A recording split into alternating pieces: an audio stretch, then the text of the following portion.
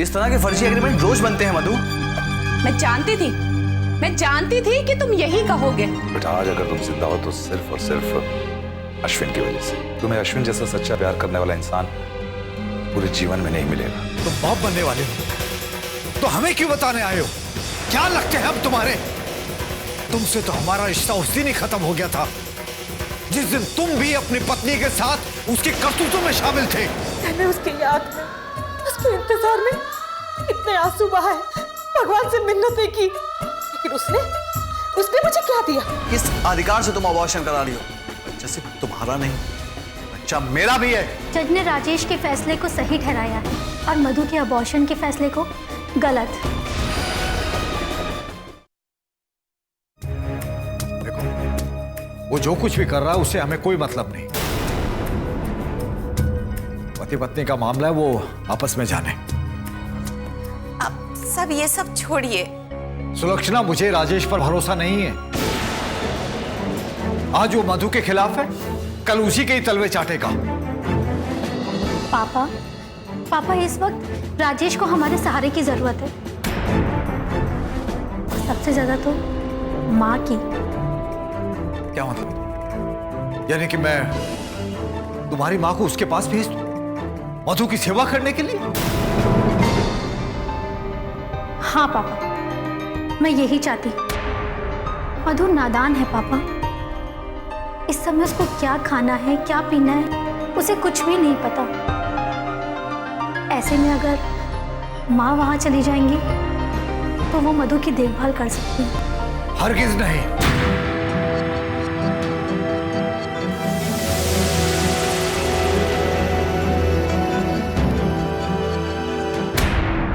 Mummy, अगर आप राजेश के पास जा नहीं सकती हैं तो कम से कम उससे एक बार फोन पर तो बात कर सकती हैं, उसकी हिम्मत बढ़ा सकती हैं आप। सच कहूं बेटा, मेरा मधु से मिलने का बहुत मन कर रहा है। पापा को पता चल गया तो पापा बहुत नाराज होंगे। मम्मी, अगर आप वहां जा नहीं सकती हैं तो मधु से फोन पर बात कर लीजिए। मम्मी, पास रहकर ना सही दूर रहकर भी आप उसका ध्यान रख सकती हैं।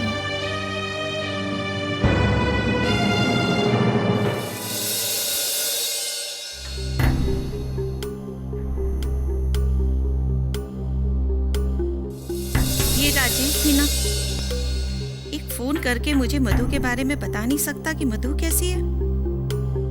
काश सारे गिले शिकवे भुलाकर मधु ही मुझे फोन कर लेती। चलो मैं ही उससे फोन कर लेती हूँ।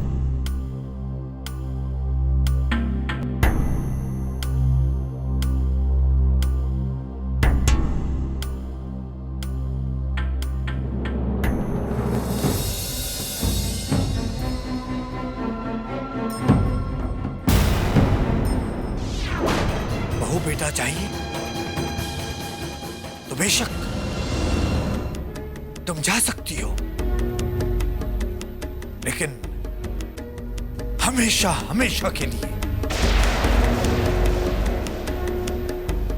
और यदि पति को चुनती हो तो इस घर की चौखट को तुम लांग कर नहीं जाओगी। अरे सुलक्षणा,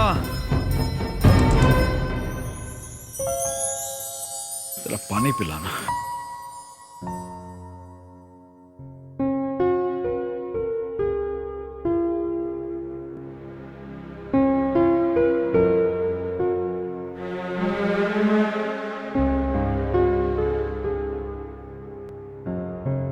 अच्छा हुआ इस वक्त मैंने फोन नहीं लगाया, वरना ये अभी हंगामा खड़ा कर देते।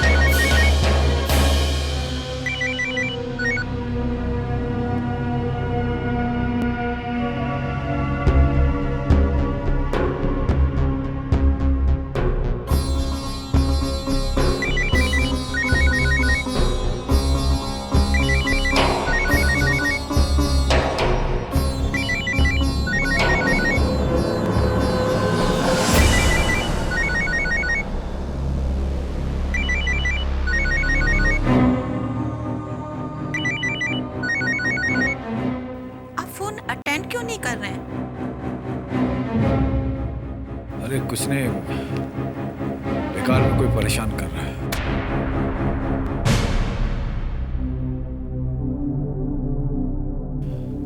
सुलक्षणा, मैं जरा बाहर घूम कर आता हूँ। ठीक है।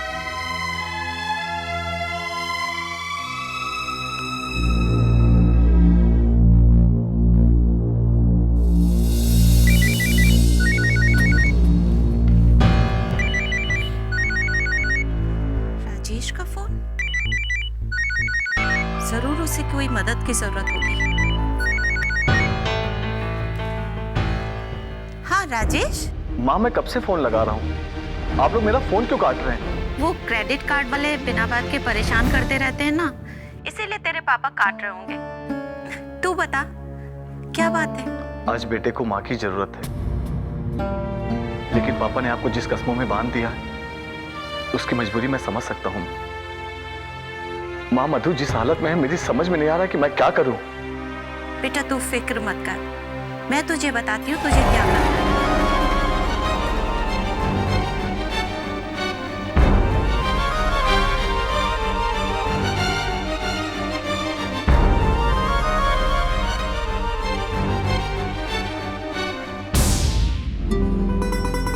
बाकी लेडी डॉक्टर जो भी दवाई देगी उसको समय पर देते रहना, और कोई भी प्रॉब्लम हो तो मुझे फौरन फोन कर देना। ठीक है माँ।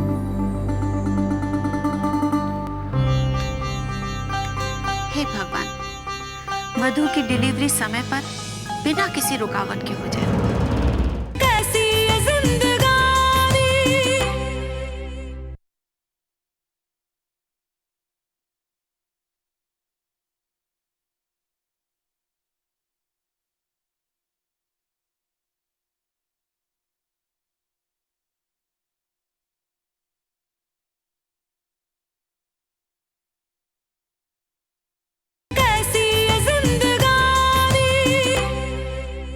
क्या निहारिका की याददाश्त वापस आ गई?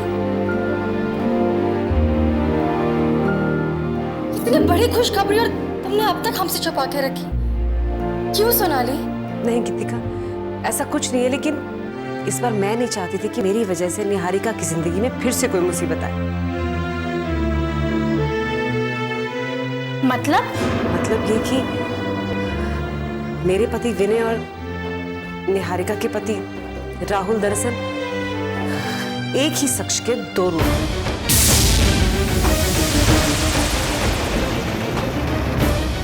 कुछ साल पहले मैं विनय को मिली थी एक एक्सीडेंट के दौरान।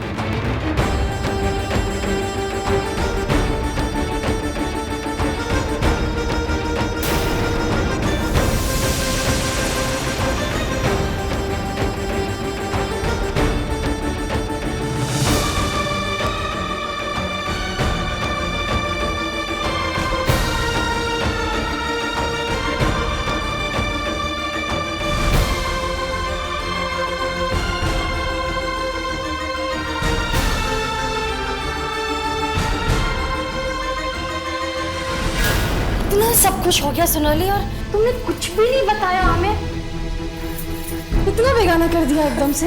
नहीं गीतिका, ऐसा कुछ भी नहीं। मैं तो खुद चाहती थी कि मैं तुम लोगों को सब कुछ बताऊं। इनफैक्ट मैंने रूपाली को कांटेक्ट करने की भी कोशिश की थी, लेकिन वो अपने हस्बैंड के साथ आउट ऑफ इंडिया गई, इसलिए उसका कोई भी नंबर नहीं मिल रहा। मेरी बात का यकीन करो, मैं तुम सबको ये सब बताना चाहती हूँ, इनफैक्ट जल्द से जल्द बताना चाहती हूँ, लेकिन मौका ही नहीं मिला। पर रूपाली तो अभी तक वापस नहीं आई है, फिर तुम आज ये सब बातें हम लोगों को क्यों बता रही हो? आज ये बात मैं इसलिए बता रही हूँ क्योंकि आज निहारिका को अपने दोस्तों की जरूरत है।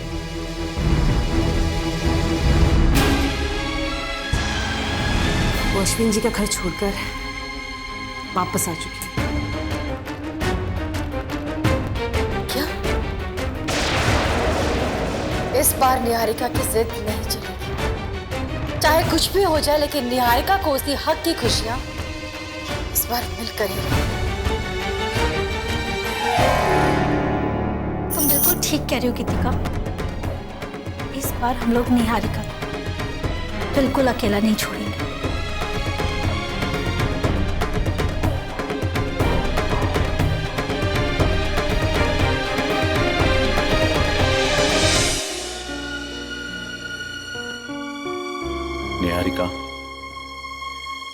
मैंने कदम कदम पर तुम्हारा साथ पाने और तुम्हारा साथ देने की कोशिश की, मगर अफसोस मैं सारी कोशिशों के बावजूद तुम्हारा दिल नहीं जीत पाया। तुम चली गई।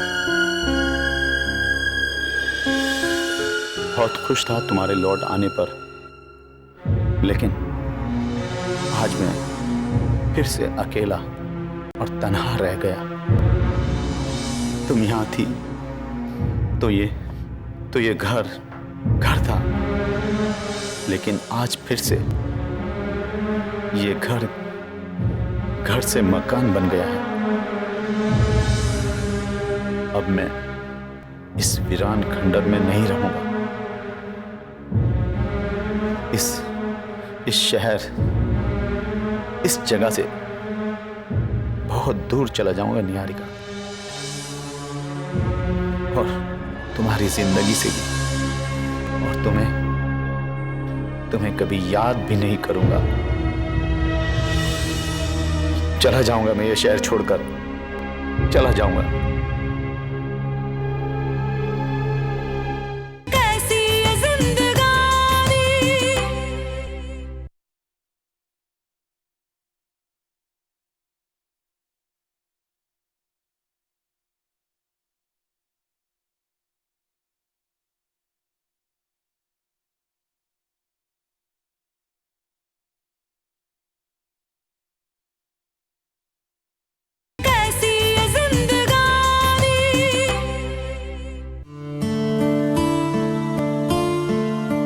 ये लो, दवा लाया हूं, खा लो। तुमसे मना किया है ना कि अपनी ये सूरत मत दिखाया करो, तो क्यों आज अपनी मनु शक्ल लेकर मेरे सामने? नफरत हो गई है मुझे तुमसे। चले जाओ यहां से। दवा खा लो और जूस पी लो। बस जहर लाकर क्यों नहीं दे देते? सारा झंझट ही खत्म हो जाएगा। दवा नहीं खाओगी तो ठीक कैसे होगी? नहीं होना है मुझे ठीक, बीमार ही रहने दो। अपनी हालत देखी है तुमने, कितनी वीकनेस आ गई है। आने दो ना, तुम्हें क्या? मधु, दवा खा के जूस पियोगे तो शरीर में ताकत आएगी, और इस वक्त तुम्हें अपना ख्याल रखना बहुत जरूरी है। ये जूस का गिलास देख रही हो? तुम्हारे सर में फोड़ दूंगी। मैंने कहा चले जाओ यहां से।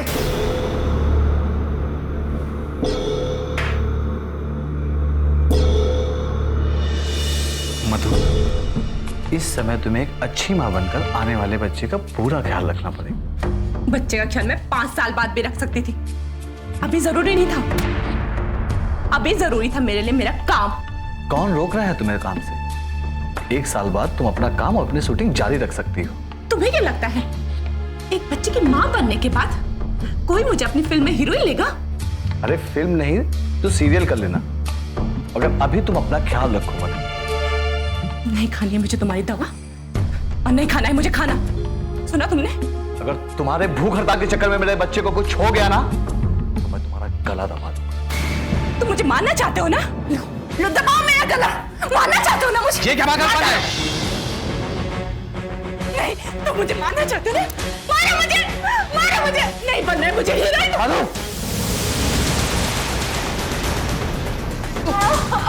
मधु, कुछ नहीं होगा, तुम कुछ नहीं होगा। मधु, तुम ये दवा कर लो, सब ठीक हो जाएगा। नहीं खानी मुझे दवा। सुना तुमने? नहीं खानी मुझे दवा। चले जाओ यहां से।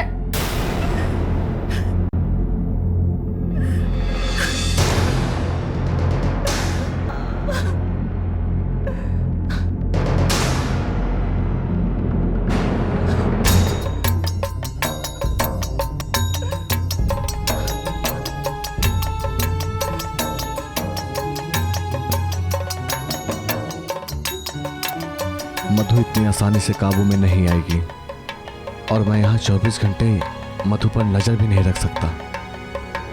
जाकर नौकरी भी करनी है। क्या करूं? मधु के पास हर वक्त ऐसा कोई चाहिए जो मधु का पूरा ख्याल रखे। किसकी मदद लूं?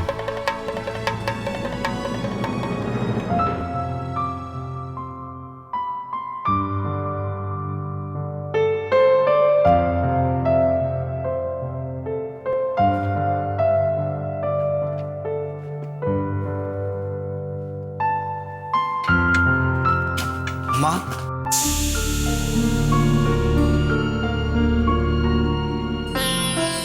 अरे बेटा, तुझे यहाँ नहीं आना चाहिए था। तू क्यों आया है? तुझे पता है ना तेरे पापा तुझसे कितना नाराज है? माँ, मैं आपसे आज मदद मांगने आया हूँ। बोलना बेटा, क्या मदद चाहिए? मैंने कब मना किया है? तुझे पैसे चाहिए? नहीं माँ, मुझे पैसे नहीं चाहिए। मैं तो इसलिए आया था कि इस वक्त मधु को आपकी बहुत जरूरत है। बेटा, मैं जानती हूँ कि मधु को मेरी जरूरत है, लेकिन मैं क्या करूं? मैं आ नहीं सकती। माँ, मुझे कुछ समझ में नहीं आ रहा मैं क्या करूं। मेरी अभी नई नई नौकरी लगी है और मैं नौकरी छोड़ के मैं दिन रात तो देखभाल नहीं कर सकता ना मधु की।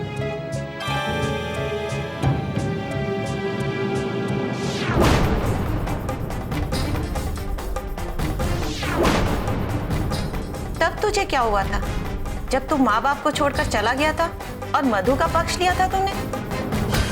माँ, मधु को सबक सिखाने के लिए मैंने आप लोगों का साथ नहीं दिया, मगर मैं मधु से अलग रह के मैं उसे सही रास्ते पर नहीं ला सका था। माँ, मैं तो जानती हूँ बेटा तूने ऐसा क्यों किया, लेकिन तेरे पापा को अगर पता चला तो बहुत कोहराम मचा देंगे। मैं कुछ नहीं जानता माँ, मुझे आपकी जरूरत है। माँ, आप पापा से छिपके मेरी मदद करो, मगर मैं नहीं जानता, मधु की जिंदगी का सवाल है। आपको मेरी मदद करनी होगी माँ। मुझे समझ में नहीं आ रहा है कि मैं क्या करूं। मधु को इस हाल में अकेला भी नहीं छोड़ सकती और तेरे पापा के साथ धोखा भी नहीं कर सकती।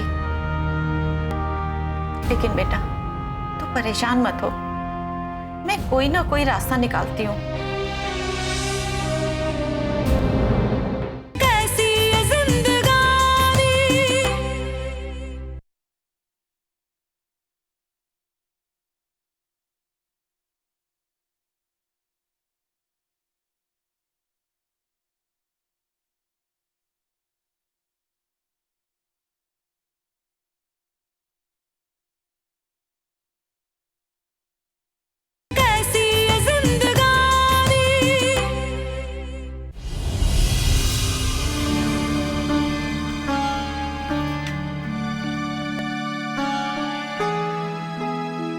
डॉक्टर प्रसाद जी, मैं मिसेस दुबे बोल रही हूँ। जी मैं ठीक हूँ। डॉक्टर साहब, मुझे आपसे एक फेवर चाहिए था।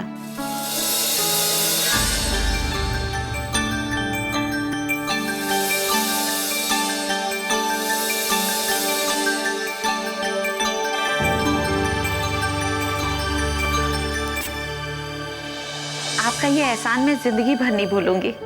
बहुत बहुत शुक्रिया।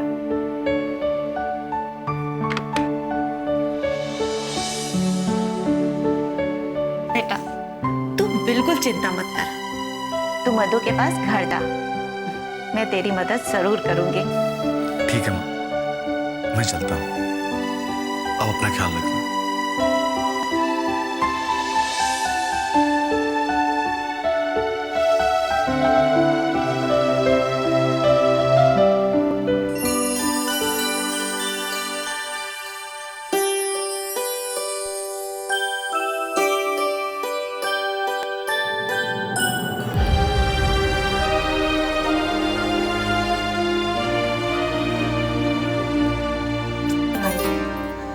निहारिका, जो कुछ भी है उसको भूल जाओ।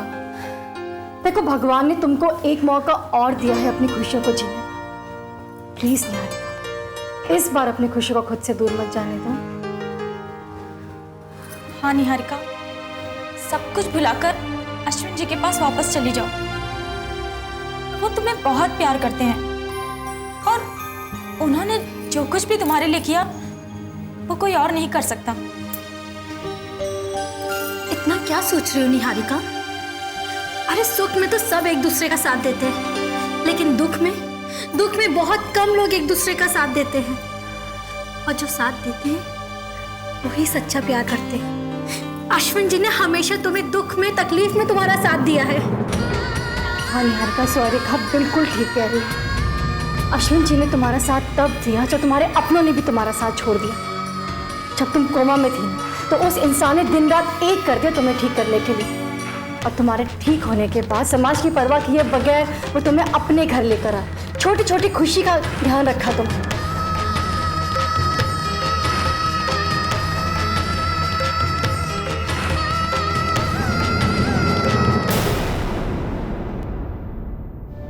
काम? अरे इतने बड़े घर में इतना तो काम होता है, और फिर इस उम्र में और क्या काम करोगी तुम? समाज सेवा का। ज्यादा नाटक दिखाने की जरूरत नहीं है, मैं सब जानती हूँ। ये तुम दोनों की मिलीभगत है। अब तुम जानो और तुम्हारे घर वाले जाने इस बच्चे को कैसे पालना चाहिए। अब मुझे तुमसे तलाक चाहिए, तलाक।